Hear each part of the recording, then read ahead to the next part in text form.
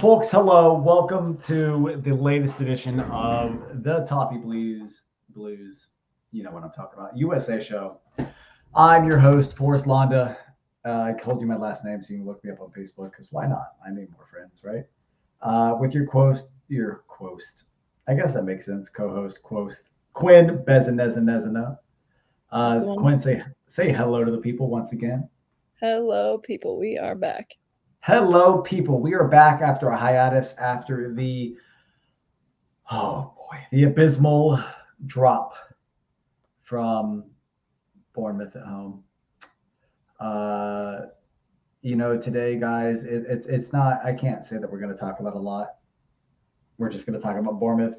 We're going to talk about Villa at home, and we're going to talk a little bit about our favorite latest American savior, John Textor. You guys know him. He's a billionaire. He has a lot of money, and he wants to buy this club, and he's big on the PR of it. But we'll start off, folks, today with you know what, you know who. There's boys in blue at home against Bournemouth. 3-2. I brought that all together in a rhyme. Quinn, You sure did. it's been about 10 days, and I did. It's been about 10 days since the capitulation against Bournemouth at home. Yeah. Are you still as pissed off as I am? Oh, I don't think I'm probably not as pissed off as you are. But thinking about this weekend, it's like, well, hopefully that being behind us doesn't happen again. It's just so hard. So many people have talked about it, and I still think it's like we played so good Yep. for 80 minutes. Yep. Like so good. 87, it's like, Yeah, genuinely. oh, and it just what I think the hard part is the second that they scored one, I knew they'd score two, and the Yeah. second they scored two, I knew they'd score three. Oh my gosh. So I It is what Everton is. I was visiting my parents, like my parents' house, so and they went upstairs. They went upstairs in like the I don't know 81st minute.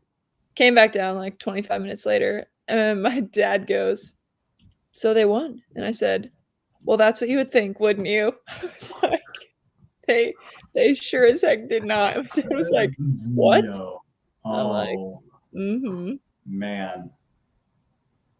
Yeah. Watching that live was, I mean, you put it together perfectly. The second they conceded that first, you're like, oh, this is about to capitulate. This is about to go down Mhm. the pipeline that every Evertonian just fucking, excuse my language. I'm so sorry. Every Evertonian just freaking just despairs of with Mhm. Everton of just like the exact opposite of what you want. 2-0 up, played great, just mercurial performance from Ndai, just a great introduction to the team, Mhm. and then just I mean I actually laughed. I mean, like, I laughed when the 3rd goal went in, I think, because I just was like, I didn't laugh. "Whoa." I didn't laugh when the first 2 went in, but when the 3rd one went in, it was like this. Yep. It's Yeah. just what we are. It's just what we are. It's who we Mhm. are right now. Unfortunately, it's just who we are as a team. And it's been a lengthy amount of time since that game, and all of us have had a lot of time to think about it and settle down from it. But really, at the end of the day, you can never really settle down from a result like that. That was in our hands. That was set up. We had 3 points going into the international break, feeling a little bit better at ourselves. Beat Bournemouth at home to get our season started again, and then just to fall apart like Yep. that's. I just it's really hard to put into words. Even now, it's really hard to put into words all everything that happened in that game, and everything that happened afterwards with Sean Dyche talking, with Coleman talking. It didn't add to anything. It didn't make anything better. Nothing they could have said could have made it better. Sean Dyche can come out and said I was an idiot and was wrong for taking off and die, and it still wouldn't have made it better because it still happened, and we still all had to witness this as people that witnessed it as people that wanted the exact opposite of what happened, and it's just depressing. It's so depressing. Um, great bright spots from that game. Calvert Lewin played fairly well, and Dye played really well. I think McNeil getting the opportunity to go through the middle at least gave him the opportunity to showcase his ability a bit more, even though he's still so one-footed, which is what limits him at this level. I don't think Harrison played particularly badly. Eric Boonham played. It's like I don't think any of them played particularly badly until the last few minutes, you know? Yeah. Yeah, exactly. It's just I don't know. It was a very sobering defeat. I made the mistake of looking at the table halfway through the game after we had gone up, and I'm like, look at us. Like, that's 3 points. That's reassuring. And then it was like rock bottom. Yeah. Second straight season after 3 games, we were rock bottom. 3 straight losses again. Just a really, really poor showing. You just got to hope that after the international break that Sean Dyche has something up his sleeves for Villa away, which is what we're really looking forward to tonight. Villa away against a team, excuse me for dropping stuff, Villa away against a team that has played fairly well to start the season. They have a former Everton player in Amadou Onana who had a great start to the season, 2 goals, very influential in a lot of their games. Quinn, do you have any desire or hope that Everton will get something out of that game? It's tough. We haven't beaten Villa since they've come back up in 2019. It's a long time. Pathetic. Of not beating them. Another pathetic thing about us. Yes. Yeah. There's this little part of me. I don't think. Oh gosh, it's so hard to say like negative things before a match because you want to be optimistic. I know. I think we could come away with a point. I don't see us coming away with 3. To be totally honest. Yeah, I think a point we would take at this point just to have something on the board in the league. I think I will say that I think there's every opportunity we come away with 3 points because honestly, the mass majority of our players are still at Finch Farm, so they're not off on international duty. They're all working together, so I'd imagine they would come together pretty fresh-faced for this game. Sure. There's every opportunity we could win and break that hoodoo and be able to move forward as a club, but with the way Everton are looking right now, it doesn't feel likely. It feels like it would just be another capitulation. It could even be a game where we go 1-0 up and then end up losing 3-1, just because we just capitulate. We take that 1-0 lead in the halftime, or it becomes 1-1 at halftime, and we just don't show up.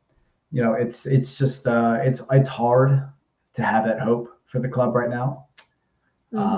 In terms of what the current manager offers, in terms of what the current crop of players offers. It just feels like a bit of a lost cause at times to really support them. Yeah. And we could sit here. Go ahead. I was just saying, I think we all want to be hopeful. We all, yes. Of course, yeah. I think we could take 3 points out of just about any game. It's like. I agree. You play, if we play the way that we are capable, like last week, I guess it's been 2 weeks now, but you play like we did for 80 minutes, but you make it an entire 90 minutes. We could take points, 3 points from any game, but it's just I agree. Yeah, we haven't seen it yet this season, so it's like you have to finish the game. Right. Well, we haven't put together a complete performance. We haven't seen this team come together and feel like they're an actual team. It's more like watching again, and this has been a common thing for Everton for most of my life watching them, but it's kind of like watching a team of individuals try to play with each other. I think since after Martinez's first season, that's what this team has been. It's been a lot of individuals with no real cohesive plan to come together and become a club that wants to move forward. Minus our 6 months with Carlo, that seems like it didn't happen. That's a fair point. With Carlo, there was a bit of an anomaly. We played fairly well and it became a team that could play fairly well. But even then, at home, we didn't have a lot of a plan of attack. That was also probably because we didn't have the players to make that happen. Who knows what Carlo Ancelotti could do with Ndai and McNeil and Harrison and the team? Maybe he would create a super team. Who knows? But right now we have Sean Dyche, who is the Watford Carlo Ancelotti. I don't really know where he's from. I know he played for Watford though. And it's just all very frustrating. It's all very frustrating. Everything's very predictable. You know, we could go 2-0 up against Villa, and we would all be like, shit, like there's just nothing. We're not going to win this. Like it's just going to be nerves the whole way. It's And you really could tell, hard. I mean, you could tell the second that we conceded a goal against Bournemouth, all of a sudden it was like, that's where it's like, I know another one's going in. I know if they take a shot, another one's going in. Yeah, we fell apart. We really did. We really just went within ourselves and played like a team that didn't really want to win this game. They didn't know how to win this game. And there's a quote that we always go back to with Sean Dyche because it's about Everton when he was at Burnley. But he said, I don't think this team know how to win a game. And that has come back to haunt him because we can all very confidently say we don't know if this team knows how to win a game. Honestly, like none of us know if Everton know how to win a game with the way they've performed. You know, we won games at the end of last season, but they've come in very short spurts. They've come in 4 or 5 game spurts, and that's not enough. No, for us as a club, it needs to be more manageable. It needs to be more consistent, and that doesn't seem to happen. And I've talked to our mutual friend Danny about this quite a bit, and he's had the same opinion of me. Is that I think Sean Dyche thinks that his time is up at this club. I think that because he didn't get a contract extension, that he feels like that he's not going to get it at the end of this year, and whatever new owner comes in is going to get him out of here. And I really think that he just doesn't really care anymore. I don't think that he has his full effort in this job, and he's looking past Everton now. And I think that shows in the way that this team is managed on the pitch. Yeah, I want to hope you're wrong. You know, like, and I'm not saying like that you're not right, but I do want to. It's so hard because I'm like, we are all pressing the panic button, and in some way, after the last game, it's like, woof. But it's been 3 matches, and it's like the same. We started the same way last season, and we would have finished 11th at the end of the season. Yeah. So there's just that like little part of me that's like, don't throw it all away yet. A lot has to change. Sure. And I'm not necessarily hopeful that it will change. I just am like, I have to believe that there's a possibility it could change. I do also, I mean, I could see him believing that he's done after this season. Like, there's no. But I think if he's got his sights set on something else and we do have a new owner that comes in before the end of the season, then it's similar to like what I said about Calvert-Lewin of like,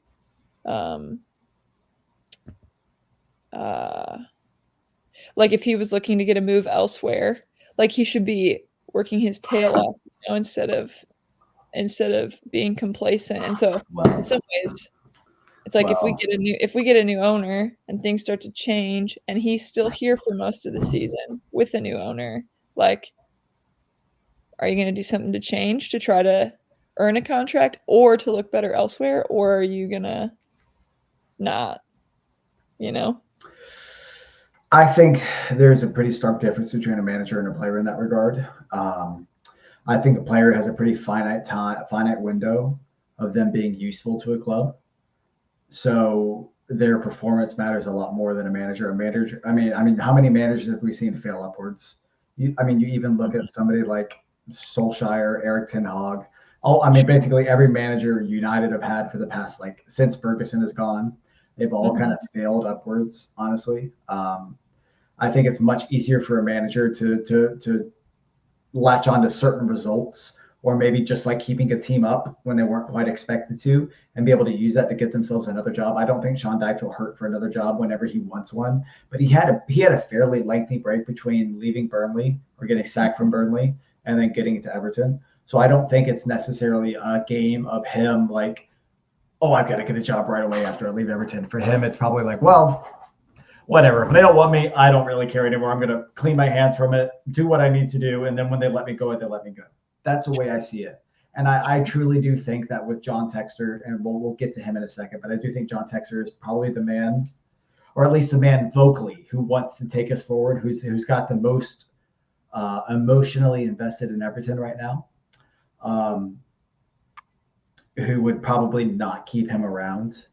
I don't know anything. John Textor hasn't said anything about the current situation at Everton, really. There's been some quotes alluded to by the Echo about John Textor and whether he would come in and make a change. None of us really know if that's for certain or not, and none of us should really pay too much attention to it because it's all speculation. But I do think that whoever comes in is probably going to want to make a change, and that will be based off the fact that these results are the way they are, that the manager is on the last year of his contract, that the club is hurting financially, and that they need to they need to change something and leave their imprint or make an impact on the club right away. So for Sean Dyche, I don't think he's truly invested in the team anymore. I think I can't get away from the fact that we were up 2-0 and capitulated the way we did with how little time was left in the game. I can't get away from the decisions that he's made at this club in terms of substitutions, in terms of trusting players that really have not performed well. Like, I understand if there's not quite the personnel there to make the changes that he wants. But I think for a manager who's so desperate to get away from the label of being a one tactic manager, to not have another tactic to go back on and another player or two to bring in that might change the way we play, I think that says a lot about where his mindset is. Of like, well, I'm just going to keep using the status quo and the players that I trust. And if it works, it works. And if it doesn't, who cares? I'm not going to be here much longer anyways. Like, I truly think that's the way John Dyche thinks. And I didn't think that necessarily right after the end of the Bournemouth game, but having taken some time and looked at the way we've played, looked at what's come out of press conferences and kind of looked forward and kind of seeing what's come out of the ownership situation, I do think that Sean Dyche thinks his time is up at Everton. Yeah. Excuse me. And that's just the way it is. But we can talk a little bit. This is probably going to end up being a pretty short show, but we can talk a little bit about John Textor. We did a big expose on him a couple months ago because he was pretty heavily linked back then, and then the links went away. Then Friedkin came in, and then Friedkin went away, and now it's Textor again. John Textor has been very, very vocal in the media about his desire to own Everton. Very, very vocal, and I think one of the things he's doing with that is trying to get the fans on his side to maybe influence this move just a little bit more and try to get those percentage points up. Even if, honestly, when I think of like ownership deals going through, I think the fans account for maybe like 5% of that.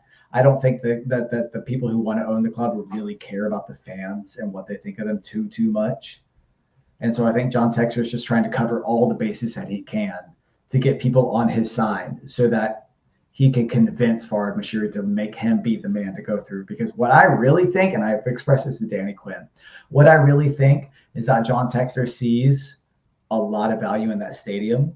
Mm-hmm. And I think that he really, really wants to get this club so he can sell that stadium. I think he wants to sell that stadium so bad because that's what's going to be what makes him the actual money. Yeah. That's what I think. Yeah, I mean, the stadium could be a big moneymaker. I mean, we've alluded to that and talked about that of just like how nice it is. How it's like, is there gonna be a Liverpool 2026 NFL game? Like, is there gonna be is Taylor Swift gonna play at that stadium? Like, sure, and it's because it's built for it. It can hold those things too that can bring in a decent amount of money. Exactly. And yes, obviously, like physically, the actual like stadium, being able to sell it, naming rights. I mean, all that. There's tons of things that we'll see what happens if he takes over even before it opens. What is that going to look like? So. Well, that kind of seems to be the case. It seems to be like a case of sooner rather than later for Textor to take over Everton, especially Quinn. I don't know if you've seen all the media and press conferences come out today with Textor about his sale of Lyon, sale of Crystal Palace, and all his talk about, well, Everton's only going to be got with equity. I'm going to bring in a couple of close friends who are going to be able to provide some advice and funds for the club. So it seems like he's pretty all in on owning Everton, and he's really working those sound bites hard. In terms of the PR, he's trying hard. He's like, who wouldn't want to own Everton? Like, when the chance to own Everton comes up, it's like somebody saying, do you want to be president of the United States? It's like, dang, is it that serious, John? That's a clickbait statement, because exactly. I also there's this little part of me that's like, Oh, there are billions of things I would want to do before being the president. Oh yeah, absolutely. Billions. Everything. I want to do everything before I become Yeah. president of the United States. That's crazy. What a long list I could make you of things before. But Seriously, I yeah. understand that you're here for the like clickbait, and like you said, I really think he I would say he understands what the fans of the club want, whether he delivers on that Yes. or Yes. not come like Exactly. human ownership. But he's like you said, he's working the people, you know, right now and doing a good job of it, saying what fans want to hear. He is. Yep. He is definitely working Evertonians pretty hard and trying to get them on board with him. And honestly, I tweeted earlier and I said, oh, we got to get him on the podcast. Look, like, it probably won't happen. John Textor's not going to come to a podcast like ours. He'll go to Toffee TV first. Whatever. It's fine. They're more established. I get it. At the end of the day, like, Evertonians are really used to lip service. Yep. We get it all the time from players, from managers, from former players, staff, whatever. We get a lot of lip service about this club and how great it is. And I'm sure 75-80% of that lip service has a lot of truth to it. But at the end of the day, we need action. We need results. We need movement forward. And we don't really get that. We get a lot of the talk and not a lot of the movement. And that's a really frustrating thing. So when you see a guy like John Textor come in and say all these nice things and talk about his ambition for the club, you can't help but look at that and be like, yeah, man, but like, you're just talking right now. And all we've heard is talk. Like, same as the last guy. So exactly. All we've heard is talk for about 12 years now. So what are you bringing to the table that's different? What are you going to do that's different? What can you do for us that's different? You know, and maybe it's not fair to put that pressure on him right away, but he's put that pressure on himself by going out and talking to the beat about us. He's answering these questions. He's not letting it be like a quiet thing behind the scenes. Oh, you know, where things are in the works. You know, he's like, no, we're trying to do this. You know, I've got this contract with FAR, and so like he's putting his name and the whole. He's very public about the whole proceedings of everything. So I think that speaks a lot to his mindset behind this deal in terms of how he thinks it's going to make it happen, and it's going to happen with getting on board. So, yeah, would love to see it be different, but yeah, I think I'm just. It's not that I'm anticipating him not following through and not talking. I'm just like all right, I'll believe it when I see it. All right, like we'll wait and see. Yeah, I know. I don't know. It's hard to provide a lot of insight into this because it's really, we could sit here and talk about speculation all we want, but at the end of the day, we kind of just have to wait and see what happens. It would be really nice to see somebody other than Farhad Bashiri own the club. It'd be really nice to see some change, but nothing seems hopeful right now. Quinn, let's go ahead and call it here because honestly, there's just not a lot to talk about tonight. I do have one more question for you. Talk to me. Yes, please. Give it to me. So, I mean, it's been 24-ish hours of Mauricio Pochettino officially being the head coach of the U.S. men's national team. And I'm just curious what your thoughts are about that. It's going to end in tears. This is not going to be great. I think, honestly, watching Canada take apart the U.S., I think, says everything about what we need to know about U.S. soccer right now. The U.S. Soccer Federation is so up its own ass about what it is and what it wants to be in its status in world football, and so obsessed with making money that there's just no way that the national team can succeed until the federation sets aside its greed and says, look, we want this team to succeed. We don't want ourselves to succeed. We want this team to succeed and this country to succeed.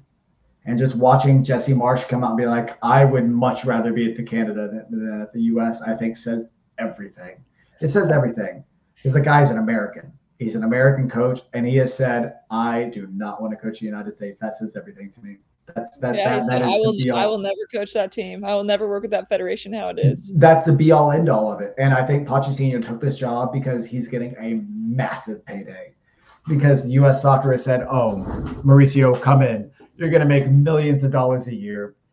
We're not going to make it hard for you. You're going to get to do whatever you want. We're right here for Mauricio. We support you."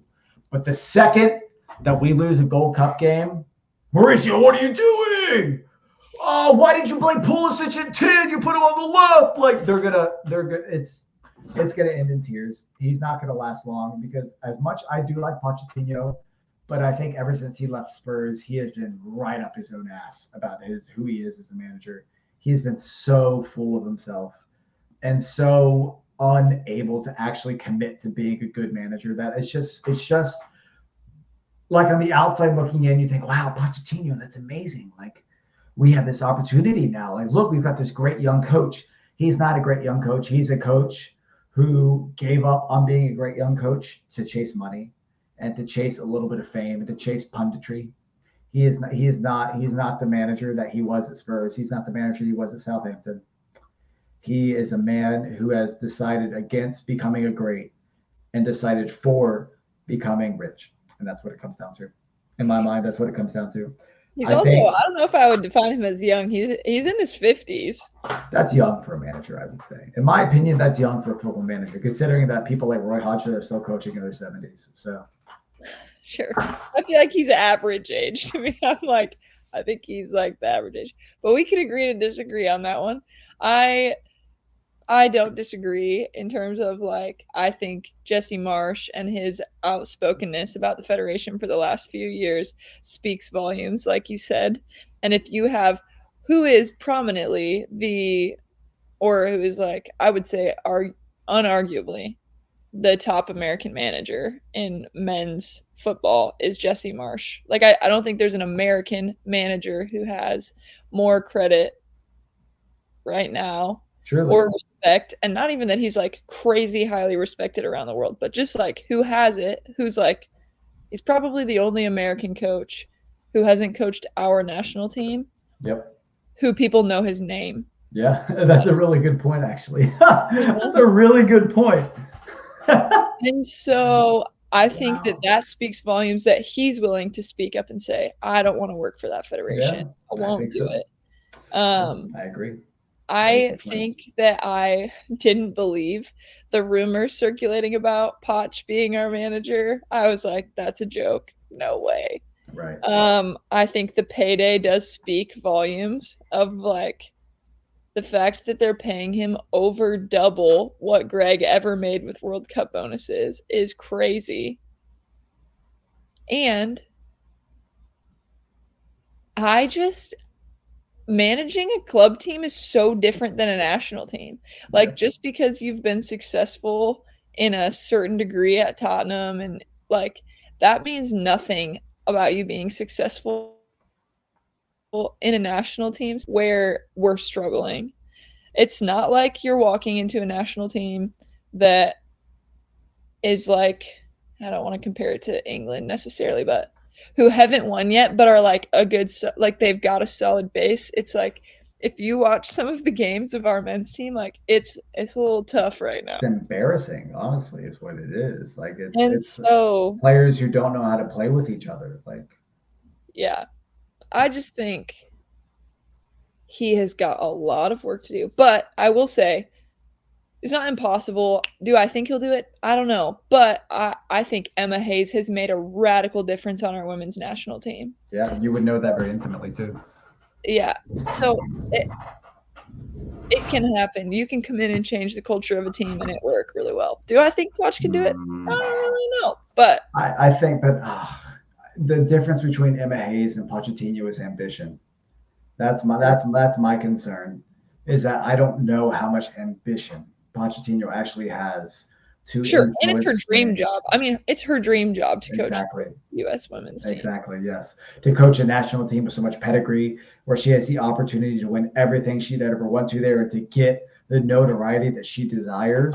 Whereas Pochettino is like, I mean, I've coached PSG, I've coached Tottenham, I've been linked with every big job in the world. Yeah, I'll take the U.S. national team because what the heck? I'm not working at all right now. Like, I'll make some money. I'll coach this team, 3 months out of the year. It's not hard. We'll just, all I have to do is beat Mexico 2-0, and then what? Everybody loves me. Like, I do think he's stepping into a time where there's exponentially more expectation, obviously, with us hosting the World Cup. And I'm curious if he knows that.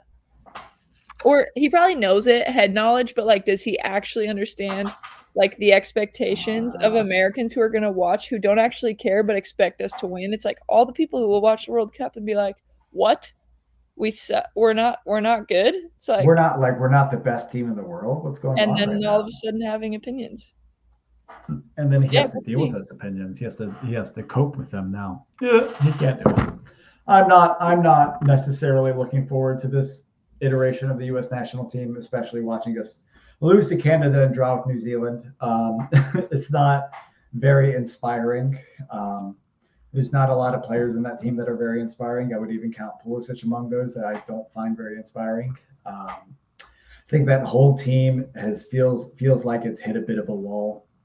And it's hard to find an area where they can push forward and become a cohesive unit. And honestly, maybe that comes down to the fact that all these players play in so many different places that they don't really know each other that well. They're not playing with each other that much. Like, at least, like, when you, like, I don't know, you start comparing nationally. So look at the English national team.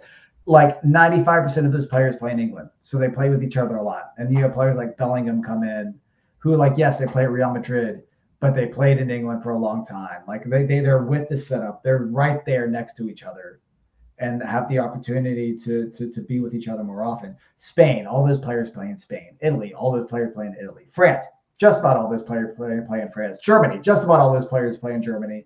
Like, it makes a difference for all your players to play in the same place. So they're always with each other and they're always getting the same version of tactics put forward to them. And they're always having the same sort of ideas pushed upon them by their coaches. And so they're coming to a national team setup where, yes, the coach might want them to play in a different formation, but they all have the same ideas and the same principles of soccer.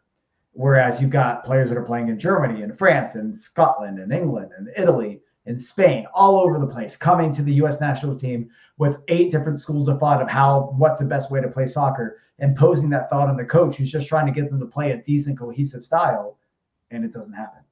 Yeah, it's good that they're playing in Europe, but at the end of the day, if they're not playing together, does it really matter? Does it really matter? Because no, they're not. They're coming together to try to play together every month or so, and it's just not happening. It's been pretty evidence-based, and MLS doesn't care. The U.S. Soccer Federation doesn't care. They're just making sure that these transfers go through and they get the money that they need to be able to, I don't know, keep buying their porterhouse dinners. I don't know. Like, I don't really care because they don't really care. Honestly, I don't pay attention to U.S. soccer because they don't care about it.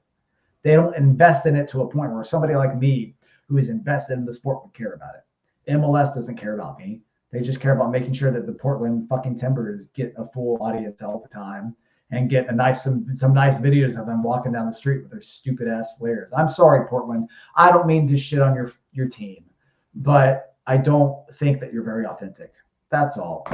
I'm glad that we have people who like soccer in the U.S., but I wish that we had better soccer in the U.S. Man, I did not know posing the question of what you thought about this appointment would bring out Spicy Forest. So I hope you all enjoy Spicy Forest tonight. I'll you got him. One of you. Well, if people watch it, enjoy Spicy Forest. Look, the state of U.S. soccer is awful. It's awful. I am around high school soccer pretty often. I work at a school now. I'm around it. I see the team, like all U.S. kids only support British teams. I think that says a lot, honestly, because none of them support an MLS team. I think that says a lot. I think it says a lot that our youth don't really care about MLS. I think that says a hell of a lot. That the U.S. Soccer Federation has not given them a reason to care about MLS. And thinking that dragging in 38-year-old Wayne Rooney's and Zlatan Ibrahimovic's and Lionel Messi is going to make them really care about U.S. soccer. No, it does not make them care. It does not give them a reason to find a team to support in the U.S. It just gives them a reason to buy a shirt that's pink and wear it around, and that's it. It doesn't really matter. It doesn't mean anything. It's not some long-term plan. It's just a bunch of short-term things that the U.S. Soccer is trying to put forward in MLS. And who's the head of MLS now? Is it still Garber or whatever? I don't know. I don't really care. That's the point. I don't care. None of MLS makes me care about it. And this podcast was not supposed to be on MLS, but here we are. I never asked about the MLS. I just want to say you took yourself there. They're part of it, though. They're right, and they're in cahoots with the U.S. Soccer Federation. They're right there with each other. They're the same thing. They sit there and stare at each other in the face in a mirror and are like, let's make sure that we're making money this week. Okay, you got it. What about the results? Results, money. They don't care. They don't care about the results. Remember when I said this should be a podcast to take it back because I enjoyed watching you just do that with your hands. Taking my socks off. I don't care. Up the toppies. That's all I care about is Everton. All right, Forrest, what do you think we're walking away with this weekend? This weekend, we are losing 7-0 so that we can win 1-0 when I'm wrong. Quinn, what about you? I think it'll be 2-2. 2-2? Who's scoring 2 goals for us? We scored 2 goals. We scored 2 goals. And it wasn't enough. It wasn't enough. Well, I didn't say it would be enough. It's enough for a draw, apparently, to you. Yeah, and I think Anthony Onana is putting 2 in our net. John Duran scoring a hat trick. I don't even want to hear about it. Sure. Yeah, sure. The Canadian piles more misery on the Americans. It's okay. Okay. Folks, it's been good. I'm glad that nobody was here to watch this. I hope you guys listen to the podcast. Whenever it comes out, I'm going to freaking put it out and give you guys some quotes of mine to listen to. Onana is a goal machine at Villa. Terry, where have you been this whole time? He's got 2 goals. Yes, he's done a really good job so far. Look, we all knew that Amadou was going to come out and he was going to have a good time and a good team. We knew it. Sean Dyche doesn't play with his midfield. He plays over his midfield. We know the players that we have are not being used to the best of their capabilities because they have a very limited manager. We know it. It is what it is. Let's just get through Villa and just win the Caramel Cup. I don't care. I just want to see us win a dang game. Dang it. That's all I want. I just want to see Everton win. I was so prepared to be happy against Bournemouth. I was so ready to be happy. I was like 2-0, 87th minute, and we lose. And I have to go into work off the back of that. I had to work till 3 a.m. on the back of that. Are you kidding me? Freaking Everton, man. All right. All right. Good night, folks. Thank you. Thank you for everything. We have no questions tonight. I have no questions. No, nothing. We're taking nothing. Done. Up the toppies. Up the toppies. Good night. God bless. John Textor. We're out of here.